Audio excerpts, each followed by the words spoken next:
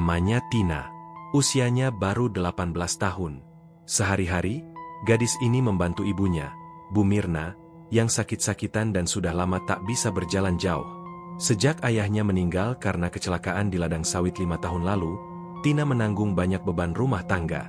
Tinggal di sebuah desa terpencil di Kalimantan Barat, Tina merasa masa depannya seperti tembok yang tak bisa ditembus.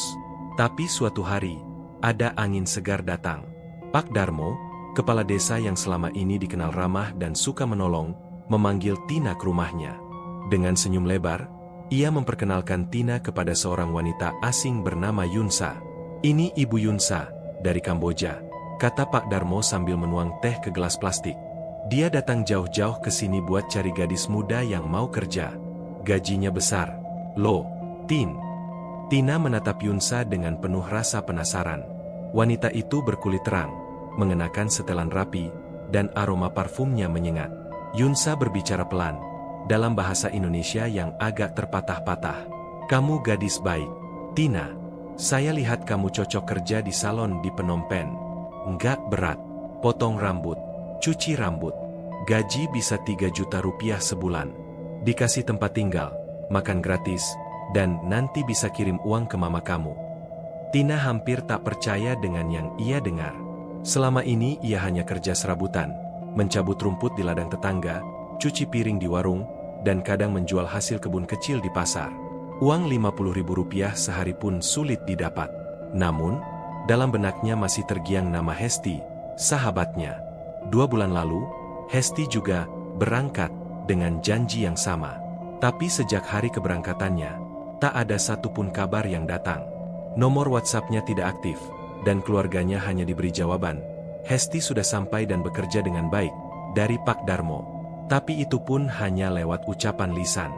Tina sempat ragu. Tapi rayuan Yunsa ditambah dengan tekanan halus dari Pak Darmo membuatnya luluh. Ia berpikir, mungkin inilah satu-satunya jalan. Toh, hidup di desa hanya membuatnya jadi bayang-bayang ibu yang sekarat. Setiap malam Bu Mirna batuk dan mengerang karena sesak napas dan mak kronis yang tak pernah sembuh. "Berangkatlah, Tin," kata Pak Darmo sambil menyodorkan secari kertas kontrak kerja yang tertulis dalam bahasa Inggris dan Khmer. Tina tak bisa membaca, tapi Pak Darmo meyakinkan, ini cuma formalitas. Semua gadis sebelumnya juga tanda tangan. Malam itu Tina tak bisa tidur. Ia duduk di pinggir dipan bambu, memandangi wajah ibunya yang tertidur dengan napas berat. Di samping kasur, ada tas kecil berisi pakaian dan satu foto usang keluarganya. Esok hari, ia akan dibawa ke kota untuk mengurus paspor dan visa. Semua biaya, kata Yunsa, ditanggung oleh agensi. Keesokan harinya, mereka berangkat. Di mobil travel yang sempit dan bau solar, Tina duduk bersama 4 gadis lain dari desa sebelah. Semuanya tampak muda, rata-rata seusianya, dan semuanya sama-sama membawa mimpi.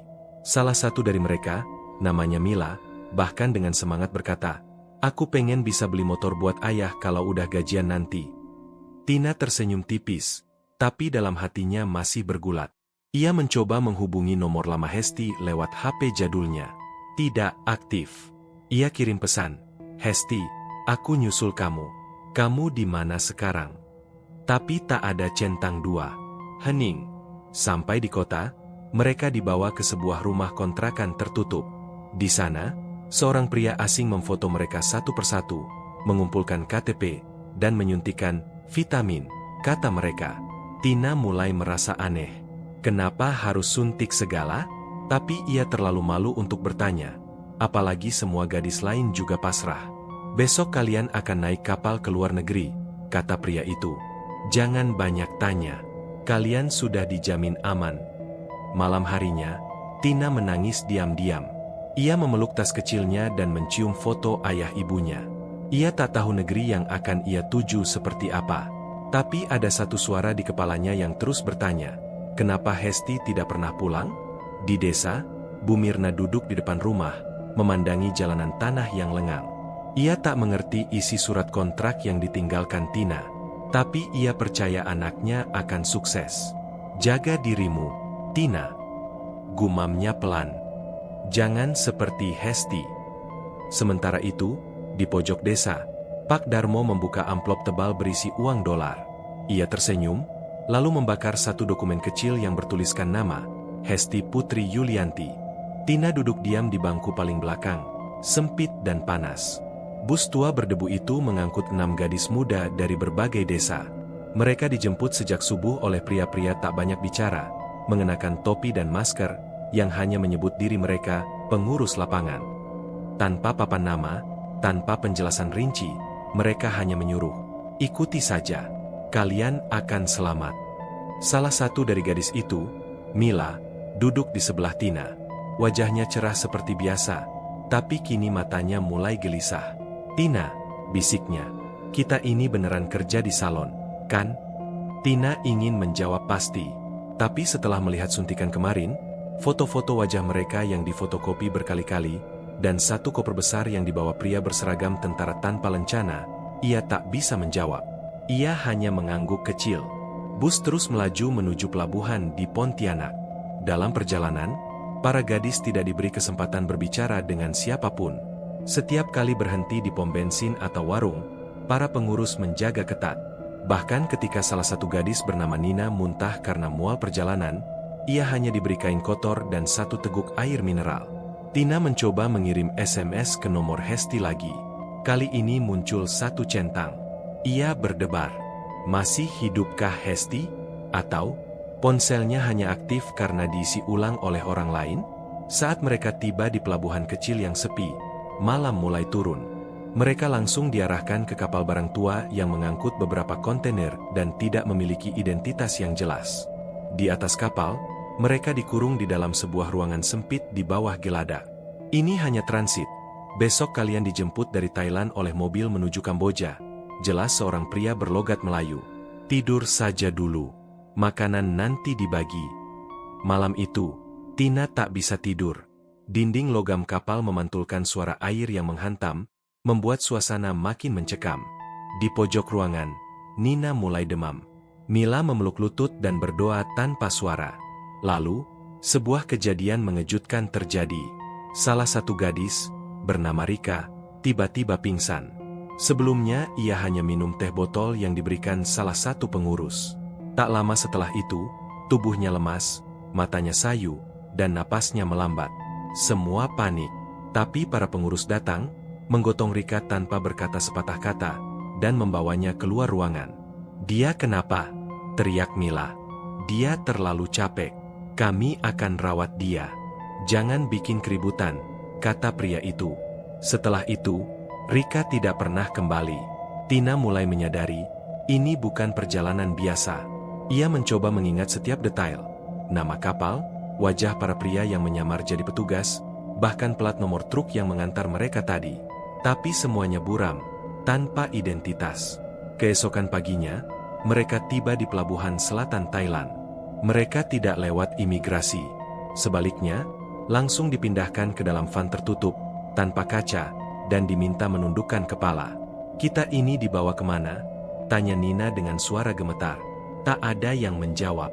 Perjalanan darat berlangsung selama hampir 10 jam. Tak ada sinyal ponsel.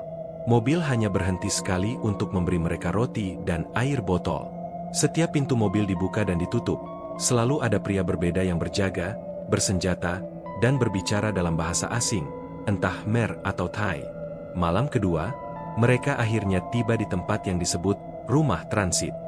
Sebuah bangunan besar berpagar tinggi, dengan cat terkelupas dan kamera di setiap sudut. Dari luar tampak seperti panti pijat tua, tapi di dalamnya ada kamar-kamar kecil tanpa jendela, ranjang besi, dan selimut bau. Sebelum masuk, mereka diminta mandi satu persatu. Setiap baju yang mereka bawa disita, diganti dengan pakaian putih polos seperti pasien rumah sakit. "Apa ini?" tanya Mila, mulai panik. "Sok. Semua harus steril sebelum kerja," kata wanita penjaga. Malam itu, Tina tidur di ranjang besi berkarat, tapi matanya tetap terbuka. Di seberang dinding tipis, ia mendengar suara erangan, suara alat-alat medis, dan suara tangisan. Dia mulai sadar, ini bukan tempat kerja, ini bukan salon, ini kandang, dan mereka adalah ternak. Sementara itu di Indonesia, Inspektur Amir menerima laporan dari salah satu aktivis LSM lokal yang curiga atas hilangnya 6 gadis dari 2 desa berbeda, termasuk Tina dan Mila. Nama-nama mereka tak terdata di imigrasi, tak ada laporan resmi kerja ke luar negeri, dan semua jejak terakhir mengarah ke satu nama, Pak Darmo. Pak Darmo, gumam Inspektur Amir. Sudah lebih dari 2 tahun dia tidak melaporkan ada warga yang berangkat resmi ke luar negeri. Lalu sang inspektur menemukan sesuatu. Surat keterangan tidak mampu dari desa yang ditandatangani Pak Darmo, atas nama Hesti, tapi tanggal dan isi surat itu sudah dimanipulasi. Sepertinya ini baru permulaan, kata Inspektur Amir sambil menyalakan rokok. Dan kita sedang memburu hantu. Tina duduk mematung di atas ranjang besi. Malam telah lewat, tapi rasa kantuk tak kunjung datang. Bau besi, bau obat, dan desisan langkah kaki di luar kamar terus menghantui pikirannya. Ini bukan rumah, bukan tempat kerja, dan jelas bukan salon seperti yang dijanjikan. Ini penjara, dan ia kini menjadi salah satu tahanannya. Pagi harinya, pintu kamarnya terbuka.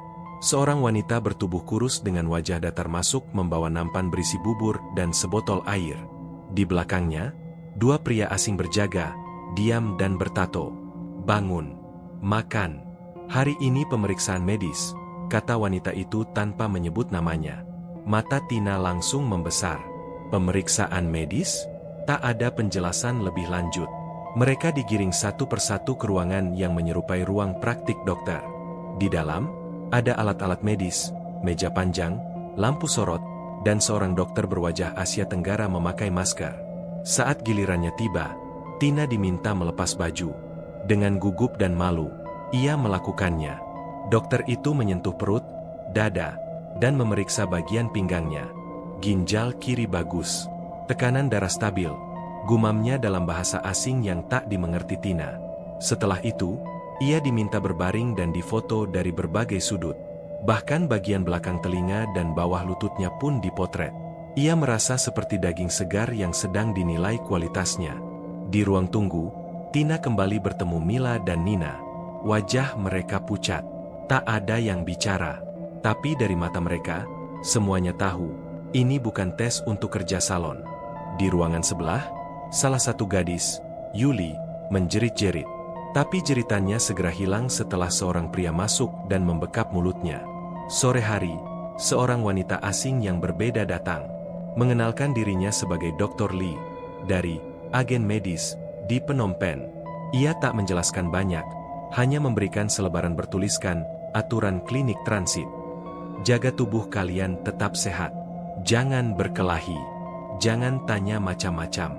Jika kalian nurut, kalian akan mendapatkan kompensasi. Kompensasi? Tina tak paham. Tapi Mila mulai mencurigai semuanya. Malam itu, diam-diam, ia membisikkan rencana. Tina, kita harus kabur. Ini rumah penyimpanan organ. Aku pernah dengar kasus kayak gini dari sepupu temanku. Di Myanmar pernah ada yang ditemukan tanpa organ tubuh. Kita nggak boleh diam aja. Tina hanya bisa menatap sekeliling. Semua pintu terkunci dari luar. Jendela ada, tapi besi jeruji menutup rapat. Di luar, kamera mengawasi. Satu-satunya pintu keluar dijaga pria bersenjata. Belum sempat membalas, pintu kamar kembali dibuka. Besok pagi, 3 dari kalian akan dipindahkan ke tempat prosedur, ujar penjaga wanita sambil melihat catatan. Mila, Nina, dan Riri. Semua terdiam. Riri, yang sejak awal selalu diam, langsung menangis. Aku nggak mau. Aku mau pulang. Aku nggak sakit. Aku. Plak. Tamparan mendarat di pipinya. Diam. Kamu dikontrak. Tidak ada penyesalan. Bentak penjaga. Mila menarik tangan Tina. Kamu harus cari jalan keluar. Aku yakin tempat ini bukan satu-satunya markas mereka. Kalau aku nggak balik besok, kamu harus keluar dan ceritakan semua keluar. Malam itu, Tina tak bisa tidur. Ia berjalan pelan ke pojok ruangan. Di bawah tempat tidur, ia menemukan benda kecil berdebu, pena logam. Entah bagaimana bisa sampai di sana. Tapi benda itu bisa jadi kunci. Ia mulai menggoreskan besi ke lantai, mencoba melemahkan baut tempat tidur yang menyambung ke tembok. Suara goresannya pelan, tapi cukup untuk membuat rasa harapan hidupnya muncul kembali. Di tempat lain, Inspektur Amir kembali menyelidiki laporan kehilangan gadis-gadis dari desa sekitar. Ia mulai menemukan pola. Semua korban terakhir menghilang setelah berhubungan dengan Pak Darmo dan ibu dari Kamboja, bernama Yunsa. Amir lalu meminta akses ke data imigrasi. Hasilnya mencengangkan. Tidak ada satupun nama Tina, Hesti, atau Mila yang tercatat ke luar negeri secara legal. Bahkan nama mereka tidak pernah mengajukan visa. Artinya mereka diselundupkan lewat jalur ilegal, kata Amir pada asistennya. Kita harus cari tahu siapa yang mendanai pergerakan mereka. Saya curiga ini sindikat lintas negara. Sementara itu, di Kamboja, Yunsa menerima telepon dari seorang pria tua yang hanya menyebut dirinya Tuan Cheng. Batch berikutnya harus dikirim akhir bulan. Kami kekurangan organ ginjal muda. Usahakan gadis-gadis desa, jangan dari kota. Risiko terlalu besar. Yunsa menjawab, ada 3 yang sudah siap. 2 lainnya sedang diobservasi. Kami akan pastikan tidak ada yang lari. Tina mendengar suara langkah kaki makin sering di malam hari. Ia tahu, waktu mereka semakin sempit. Mila bisa saja diambil kapan saja. Dan jika ia tak bertindak, mungkin ia akan menjadi yang berikutnya. Malam di rumah singgah itu semakin sunyi dari malam-malam sebelumnya. Tapi di dalam hati Tina, badai besar sedang mengamuk. Sejak pengumuman sore tadi, bahwa Mila, Nina, dan Riri akan dipindahkan untuk prosedur, rasa takut yang semula samar kini tumbuh menjadi ketakutan yang menggigit tulang. Tina duduk di pojok ruangan, memegangi pena logam yang ditemukan semalam. Ia mencoba mencongkel satu persatu sekrup di bawah ranjang. Usahanya belum berhasil sepenuhnya. Tapi ia bersumpah dalam hati, malam ini ia harus menyelesaikannya. Sebelum pagi menjemput Mila, sekitar pukul 2 dini hari, Tina dikejutkan oleh suara keras dari ruangan sebelah. Seperti suara sesuatu yang dijatuhkan, atau dilempar. Lalu jeritan, "Tolong, jangan, tolong." Itu suara Riri. Tina tersentak bangun. Ia lari ke pintu kamarnya. Tapi seperti biasa, pintu itu dikunci dari luar. Ia menempelkan telinganya ke dinding kayu, mencoba menangkap suara berikutnya. Lalu terdengar lagi suara langkah tergesa. Seseorang berlari di koridor. Diikuti suara benturan. Jeritan kembali, kali ini lebih lirih. Seperti seseorang dicekik. Pagi harinya, hanya 2 dari 3 nama yang kembali ke kamar. Nina dan Riri. Wajah mereka kosong. Mata Nina merah, Riri pucat seperti kain. Tak ada Mila.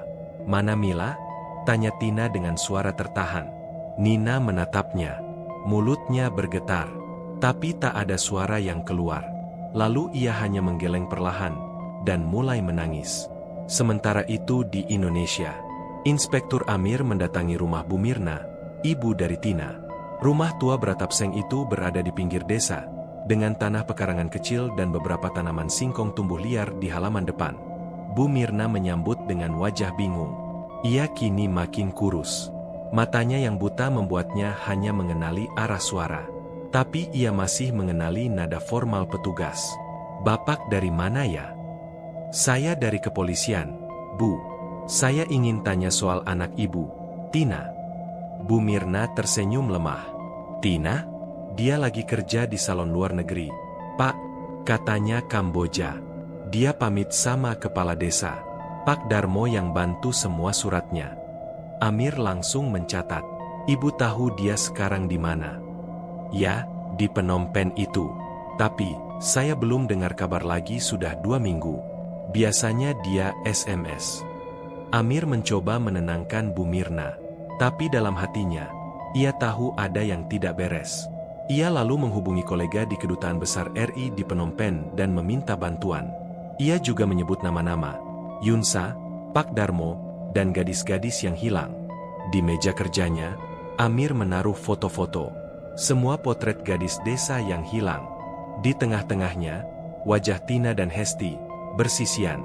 2 gadis yang mungkin sekarang sedang menghadapi kematian. Kembali ke Kamboja. Tina kini tak bisa lagi berpura-pura. Mila telah menghilang. Mungkin sudah mati. Mungkin tubuhnya telah terbuka di atas meja bedah. Ia memejamkan mata, menolak membayangkan tubuh Mila yang dulu ceria kini menjadi jasad dingin. Sorenya, kamar mereka didatangi oleh wanita misterius berjubah coklat. Perawakannya tinggi, dan wajahnya tertutup setengah oleh masker. Ia bukan wajah yang biasa Tina lihat, tapi sorot matanya sangat tajam. Wanita itu memperkenalkan diri sebagai Yunsa. Besok akan ada inspeksi dari pusat. Semua harus bersih. Jangan bikin masalah. Lalu pandangannya tertuju pada Tina. Ia berjalan pelan, mendekat, lalu menunduk tepat di hadapannya. Kamu, pintar ya? Banyak tanya, banyak lihat. Tina menahan napas. Yunsa meraih dagu Tina, mengangkatnya perlahan. Tapi jangan terlalu pintar di tempat ini. Pintar itu berbahaya. Ia lalu berbalik dan pergi tanpa sepatah kata lagi. Tina tahu, waktu semakin sedikit. Malam ketiga, Tina tak tidur. Ia terus menggores baut dengan pena logam. Kali ini, setelah berjam-jam, satu baut akhirnya terlepas. Ia langsung mengangkat ujung ranjang logam dan menggoyangnya perlahan. Ternyata di bawahnya ada lubang kecil seperti ventilasi yang tertutup kayu lapuk. Ia mencoba memasukkan kepala ke dalamnya. Gelap, tapi cukup besar untuk tubuh manusia merangkak. Ia menyimpan harapan baru. Tapi sebelum ia melangkah lebih jauh, pintu kamarnya kembali dibuka. Kamu, bentak penjaga. Tina menoleh. Saya. Besok kamu dibawa untuk pemeriksaan lanjutan. Langkahnya terhenti. Tubuhnya gemetar. Ia sudah melihat bagaimana pemeriksaan itu berjalan bagi Mila. Tina tahu, jika ia tidak kabur malam ini, ia mungkin tidak akan bangun esok pagi. Malam itu, suara-suara dari lorong rumah singgah terdengar lebih pelan dari biasanya. Entah karena penjaga kelelahan, atau memang ada sesuatu yang sedang mereka persiapkan untuk besok. Tapi bagi Tina, inilah satu-satunya kesempatan yang tersisa. Ia menatap ventilasi sempit di bawah ranjang logamnya. Lubang itu mungkin hanya 40 cm lebarnya. Tapi cukup untuk satu tubuh mungil sepertinya. Ia tak sempat lagi ragu. Dalam diam, ia membangunkan Nina dan Riri. Kita harus kabur malam ini, bisik Tina. Nina menggeleng, ketakutan. Kalau ketahuan, kita mati. Kalau tetap di sini, kita juga mati. Mila sudah jadi korban. Sekarang giliran kita. Besok aku dibawa. Aku yakin setelah itu, kalian. Riri tak menjawab, tapi tubuhnya gemetar. Tina menggenggam tangan mereka. Aku duluan. Kalau aku berhasil, aku akan cari bantuan. Kalau aku gagal, kalian harus cari jalan sendiri.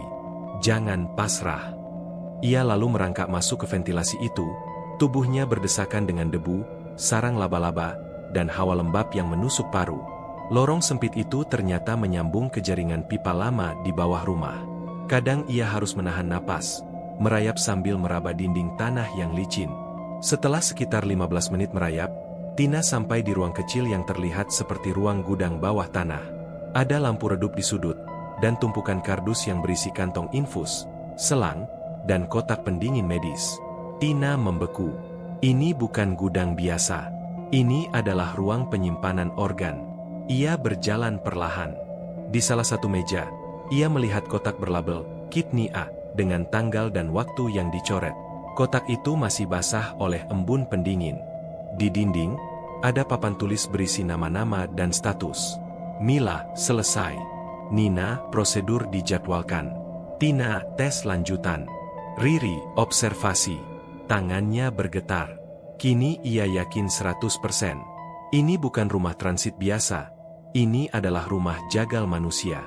Namun sebelum ia sempat bergerak lebih jauh, terdengar suara langkah kaki dari atas. Seseorang membuka pintu gudang. Tina buru-buru bersembunyi di balik kardus. Ia melihat Yunsa turun ke bawah, ditemani dua pria bertubuh besar. Mereka sedang memeriksa logistik. Besok kita kirim 2. Dr. Lee sudah siap di klinik Phnom Penh. Siapkan mobil jam 4 pagi, kata Yunsa. Pria di sebelahnya mengangguk. Bagaimana dengan yang satu ini, Tina? Yunsa tertawa kecil. Dia terlalu banyak tahu. Harus segera dibersihkan sebelum dia bicara macam-macam. Darah Tina membeku. Ia tahu, itu berarti ajalnya akan datang subuh nanti jika ia tetap di sini. Begitu mereka naik kembali, Tina tak buang waktu. Ia memanjat dinding belakang gudang, yang mengarah ke lorong pembuangan. Ada celah di atas plafon kayu yang bolong. Dengan susah payah, ia mendobraknya dan keluar di bagian belakang bangunan, sebuah gang kecil di pinggiran kota. Udara luar malam itu dingin dan penuh kabut. Tapi bagi Tina, itu adalah udara kebebasan pertama setelah berhari-hari terkunci. Ia berlari sejauh mungkin, tanpa arah. Sepatunya basah, bajunya robek. Tapi ia tak peduli. Ia hanya ingin menjauh dari tempat iblis itu. Di kejauhan, ia melihat lampu-lampu redup dari pasar malam kecil. Di sanalah ia bersembunyi, menggigil di bawah tenda kosong, di antara tumpukan sayur yang ditinggalkan. Di sisi lain, di Indonesia, Inspektur Amir menerima kabar dari kedutaan bahwa seorang WNI muda terlihat berkeliaran di pinggiran Phnom Penh dalam kondisi mencurigakan. Ia memutuskan langsung berangkat ke Kamboja. Ia yakin, itu pasti salah satu gadis desa yang hilang. Amir meminta dukungan dari kepolisian Kamboja, dan mulai menyusuri laporan-laporan lokal tentang orang hilang, rumah sakit ilegal, dan transaksi organ. Ia mengantongi nama-nama penting, Dr. Lee, Tuan Cheng, dan sindikat yang disebut-sebut bernama Bayangan Utara, jaringan perdagangan organ lintas negara yang sulit disentuh hukum. Kembali ke Tina. Keesokan harinya, saat matahari mulai menyinari sudut pasar, Tina terbangun karena seseorang menyentuh pundaknya. Seorang perempuan tua penjual nasi melihat tubuhnya yang kotor dan pucat. "Kamu turis? Kamu sakit?" tanyanya dalam bahasa Inggris terbata. Tina hanya menangis. Ia memohon, "Tolong saya gadis Indonesia. Saya diculik. Saya kabur dari sindikat perdagangan organ." Perempuan itu terdiam, lalu menarik tangan Tina dan membawanya masuk ke warung. Ia menyuruh Tina duduk dan memberikan air minum. Beberapa saat kemudian, perempuan itu mengeluarkan ponsel. Ia menelepon seseorang, dan berbicara dalam bahasa Khmer. 15 menit kemudian, seorang pria berseragam polisi datang. Tapi wajahnya tak bersahabat. Tina langsung panik. Namun ketika pria itu mendekat, ia memperlihatkan lencana kedutaan besar Indonesia. "Kamu Tina?" tanyanya dalam bahasa Indonesia. Tina langsung menangis, dan mengangguk cepat. "Tenang, kami akan membawamu ke tempat aman. Tapi kami juga butuh kamu untuk satu hal. Bantu kami bongkar semuanya." Tina menghapus air matanya. "Saya hafal wajah mereka, nama-namanya. Bahkan saya tahu tempat mereka simpan organ. Saya akan bantu." Tina duduk di sebuah ruang kecil di lantai 2 kantor Kedutaan Besar Republik Indonesia di Phnom Penh. Matanya sembab, tapi sorotnya tajam. Di hadapannya duduk 2 pria berseragam polisi Kamboja dan seorang penerjemah. Di sisi kanan, Inspektur Amir, baru tiba dari Jakarta pagi tadi. "Kamu yakin tempat itu ada di jalan kecil dekat kawasan Sensok?" tanya Inspektur Amir sambil menunjuk peta. Tina mengangguk tegas. "Iya, rumah berlantai 2, cat dinding luar abu-abu gelap, ada pagar besi. Di bagian belakangnya ada gudang. Saya kabur dari sana 2 malam lalu." Amir bertukar pandang dengan polisi Kamboja. "Baik," ujar petugas setempat. "Kami akan langsung susun tim. Tapi kami harus cepat. Jika benar ini jaringan organ, mereka sangat cepat menghilang." 2 jam kemudian, konvoy 6 mobil polisi bersenjata meluncur ke lokasi yang disebut Tina. Tina tetap berada di kantor kedutaan, dalam perlindungan ketat. Namun hatinya bergolak hebat. Apakah Nina dan Riri masih ada di sana? Apakah mereka masih hidup? Sementara itu, Amir dan pasukan bersiap di mobil. Jantungnya berdegup cepat. Ini bisa jadi momen penting, membongkar jaringan yang telah menyiksa banyak gadis muda Indonesia. Tepat pukul 14.30 waktu setempat, konvoy tiba di lokasi. Rumah yang dimaksud Tina memang persis seperti deskripsi. Sepi, tidak ada aktivitas. Polisi mengepung dari berbagai arah. "Eksekusi," seru Amir. Brak, brak, pintu rumah digedor paksa. Pasukan menyerbu masuk, menyusuri setiap ruangan. Tapi, kosong. Tidak ada siapapun. Ranjang-ranjang besi yang dulu digunakan untuk menahan para gadis kini kosong. Gudang belakang gelap, dan semua peralatan medis menghilang. Bahkan papan tulis yang mencantumkan nama-nama sudah lenyap, diganti cat baru yang masih basah. Tempat ini dibersihkan dengan sangat cepat, ujar petugas forensik. Amir menggeram. Mereka tahu kita datang. Di kantor kedutaan, Tina menunggu dengan gelisah. Ia berkali-kali menatap jam. Saat akhirnya Amir kembali, wajahnya tegang. Tina langsung tahu, mereka terlambat. Tempat itu kosong. Tin. Tidak mungkin, kemarin masih ada mereka, mungkin malam tadi mereka pergi.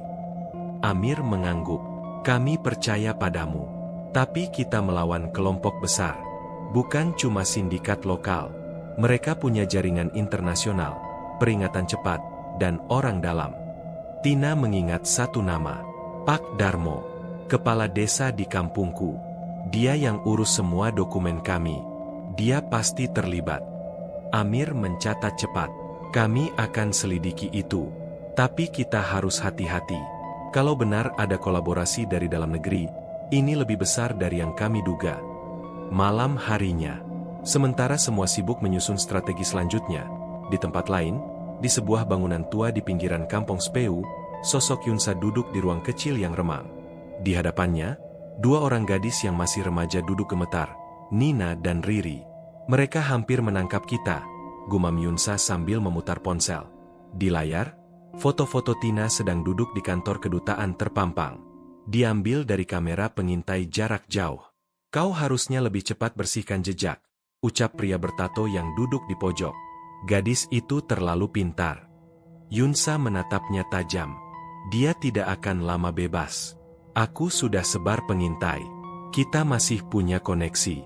Dan dua ini, ia menunjuk Nina dan Riri, akan tetap jalan. Besok Dr. Lee mendarat. Di Jakarta, Pak Darmo duduk di teras rumahnya, menghisap rokok dengan tangan gemetar. Ia baru saja menerima panggilan tak dikenal dari nomor luar negeri. Jangan panik, kata suara di ujung telepon.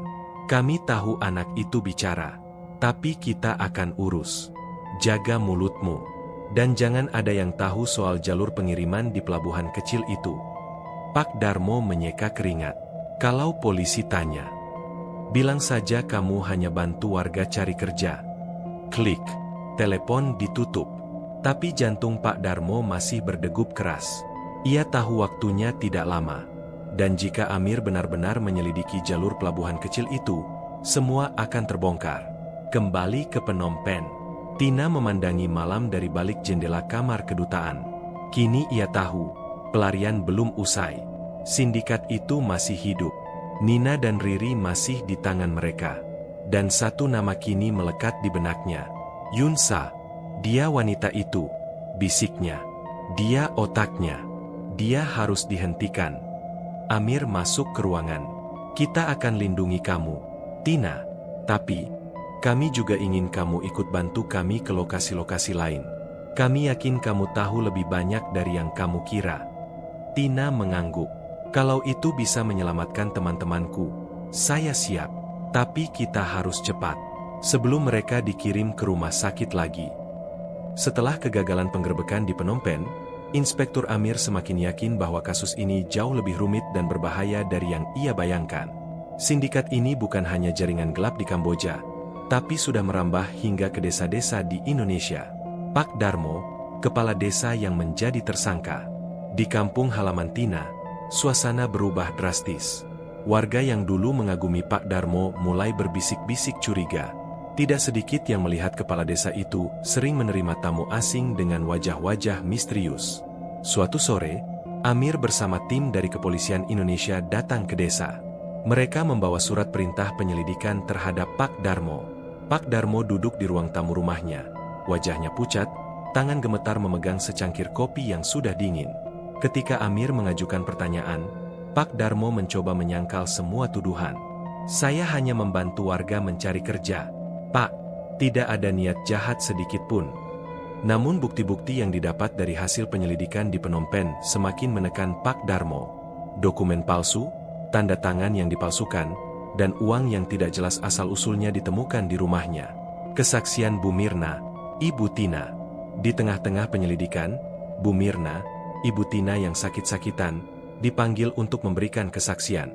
Dengan suara parau dan penuh air mata, ia bercerita bagaimana ia percaya pada kepala desa yang menjanjikan pekerjaan yang akan mengubah hidup anaknya. Saya hanya ingin Tina hidup lebih baik. Saya tidak pernah menyangka dia akan hilang begitu saja, ucap Bu Mirna. Jaringan sindikat yang membesar. Amir mendapat informasi baru dari sumber rahasia bahwa sindikat ini menggunakan banyak modus di beberapa daerah di Indonesia. Kepala desa, perangkat desa, dan calo tenaga kerja ilegal menjadi bagian dari rantai pengiriman korban ke Kamboja. Tak hanya itu, sindikat ini juga sudah memiliki koneksi dengan pelabuhan-pelabuhan kecil yang kurang pengawasan. Disinilah korban-korban diselundupkan secara ilegal menggunakan kapal-kapal kecil menuju Kamboja.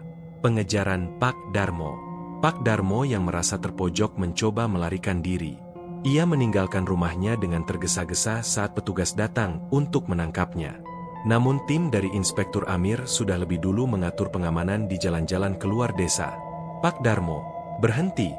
Teriak Amir saat melihat sosok kepala desa itu berlari menuju mobil tua yang terparkir di ujung jalan. Pak Darmo tidak punya banyak pilihan selain menyerah. Rencana besar terungkap. Dalam penggeledahan di rumah Pak Darmo, ditemukan peta besar yang menunjukkan jalur pengiriman korban dari beberapa desa di Indonesia ke pelabuhan-pelabuhan kecil, lalu ke Kamboja. Amir memandang peta itu dengan serius. Ini bukan hanya masalah satu desa atau satu orang. Ini sindikat besar yang sudah lama beroperasi. Tina dan Bu Mirna bersatu kuat. Kembali di Phnom Penh, Tina berkomunikasi secara rutin dengan ibunya. Meskipun Bu Mirna tidak bisa membaca, ia selalu menguatkan Tina lewat pesan suara. "Anakku, ibu tunggu kau pulang. Jangan pernah menyerah," kata Bu Mirna dengan suara penuh kasih. Pertarungan belum berakhir. Amir menatap foto-foto gadis desa yang hilang di layar laptopnya. Ia tahu, masih banyak yang harus diselamatkan. "Tina, kita butuh keberanianmu," katanya saat berbicara melalui video call. Tina menatap layar dengan mata penuh tekad. "Saya siap." Setelah pengakuan mengejutkan dari Yunsa, Inspektur Amir bersama tim khusus dari polisi Kamboja dan Indonesia segera bergerak menuju lokasi-lokasi yang telah diungkap. Salah satu lokasi paling mengerikan adalah sebuah rumah tua di pinggiran Phnom Penh yang dijuluki Rumah Jagal oleh para korban dan warga sekitar. Menuju lokasi terakhir, Tina, yang menjadi saksi utama, berada di depan konvoi mobil bersama Amir. Jantungnya berdebar kencang. Ia tidak bisa membayangkan apa yang akan mereka hadapi di sana. Rumah itu terlihat sunyi, dikelilingi oleh pepohonan lebat dan pagar tinggi yang ditutupi tanaman rambat. Bau anyir yang samar sudah mulai tercium dari kejauhan. "Ini tempat di mana mereka menyekap dan mengambil organ para gadis," jelas Amir dengan suara berat. "Pengepungan dan serangan." Dengan koordinasi yang rapi, polisi mengelilingi rumah. Beberapa petugas diposisikan untuk menutup pintu keluar dan jendela. Inspektur Amir memimpin langsung penggerebekan. Tiba-tiba, terdengar suara gaduh dari dalam. Para pelaku mencoba melarikan diri dan melawan dengan senjata tajam dan alat berat. "Jangan biarkan mereka kabur," teriak Amir. Kondisi korban. Setelah berhasil menguasai rumah, tim penyelamat menemukan puluhan gadis desa yang disekap dalam kondisi sangat mengenaskan. Beberapa terluka parah, sebagian lagi terlihat lemas dan terikat. Tina langsung mencari wajah-wajah yang dikenalnya. Di sudut ruangan, ia menemukan Nina dan Riri, kedua teman dekatnya, yang tengah berjuang untuk tetap hidup. Air matanya mengalir deras saat memeluk mereka. "Kalian selamat, teman-teman." Akhirnya, pertolongan medis. Tim medis yang sudah disiapkan segera menangani korban. Banyak dari mereka mengalami trauma fisik dan psikologis yang dalam. Bu Mirna, yang menunggu di kantor kedutaan, mendapatkan kabar itu dan menangis terseduh-seduh di telepon. "Tina, pulanglah, anakku. Ibu menunggumu." Pengungkapan jaringan lebih besar. Berkat pengakuan Yunsa dan penangkapan beberapa pelaku, Amir mulai memetakan jaringan yang jauh lebih besar. Modus mereka tidak hanya mengambil organ, tapi juga memperdagangkan korban sebagai tenaga kerja ilegal, bahkan keperdagangan manusia. "Tugas kita belum selesai," tegas Amir kepada seluruh tim. "Kita harus membongkar seluruh jaringan ini sampai ke akarnya." "Tina, si pahlawan desa, Meski trauma, Tina menjadi simbol harapan. Kisahnya menyebar hingga ke berbagai media dan menjadi inspirasi untuk memerangi perdagangan organ dan manusia. Ia bertekad untuk membantu para korban lain dan mendorong pemerintah agar lebih waspada terhadap modus baru yang semakin licin. Pesan untuk semua. Inspektur Amir menutup pertemuan pers dengan tegas. Kami mengimbau masyarakat untuk selalu waspada terhadap tawaran pekerjaan yang mencurigakan. Jangan mudah percaya dengan janji manis yang mengarah pada eksploitasi dan kejahatan. Proses hukum yang berat. Setelah penggerebekan besar-besaran dan penangkapan para pelaku utama, termasuk Yunsa dan Pak Darmo, kasus sindikat perdagangan organ ini memasuki babak baru yang penuh tantangan. Proses hukum di Kamboja dan Indonesia berjalan paralel dengan perhatian media yang sangat besar. Inspektur Amir terus mengawal kasus ini dengan tekad kuat. Ia menghadiri berbagai sidang dan memastikan para korban mendapat perlindungan hukum dan bantuan psikologis. Perjuangan Tina dan para korban. Tina, yang sebelumnya hanyalah gadis desa biasa, kini menjadi saksi kunci dan advokat bagi para korban. Meski luka fisik dan batin masih terasa, ia berusaha kuat demi membela hak-hak teman-temannya. Di desa, Bu Mirna dan warga mulai membangun kembali kehidupan mereka. Pemerintah lokal turut memberikan perhatian lebih kepada masalah migrasi dan perekrutan kerja. Peran pemerintah dan masyarakat. Pemerintah Indonesia dan Kamboja mulai memperketat pengawasan perekrutan tenaga kerja migran, terutama yang menuju negara-negara rawan perdagangan manusia. Kampanye edukasi pun digalakkan ke desa-desa untuk meningkatkan kesadaran warga terhadap modus sindikat ini. Harapan baru bagi gadis desa. Meski trauma dan kehilangan masih membayangi, para gadis yang selamat mulai belajar kembali dan menjalani kehidupan baru dengan bantuan berbagai lembaga sosial. Tina mengajak semua pihak untuk tidak diam dan terus memperjuangkan hak-hak para pekerja migran agar kejadian serupa tak terulang. Pesan penutup Inspektur Amir. Dalam wawancara terakhirnya, Amir berpesan, keadilan bukan hanya soal menghukum pelaku, tapi juga melindungi korban dan mencegah kejahatan serupa di masa depan. Mari kita semua jaga dan lindungi saudara-saudara kita dari bahaya perdagangan manusia. Tina, cahaya harapan. Tina menatap matahari terbenam dari balkon sebuah rumah aman di desa. Meski perjalanan panjang masih menanti, ia yakin akan masa depan yang lebih baik. Untuk ibu, untuk teman-teman, aku akan terus berjuang, bisiknya penuh harap.